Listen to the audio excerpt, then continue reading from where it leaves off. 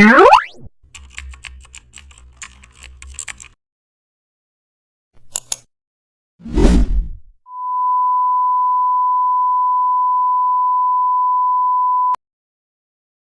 back to the channel. Don't forget to like, share, and subscribe for more updates. Today we are explore an amazing topic of Photoshop: how to create financial service trust-based design using custom shapes. First of all, we draw shield-style shapes on the canvas. Then we combine multiple layers. After that, we add clean stroke lines.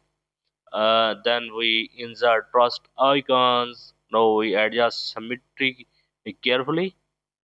Then we apply soft shadows. Next we add verified text. After that, we refine edges. We look after that we log proportions. Finally, we save for branding kits. Thanks for watching.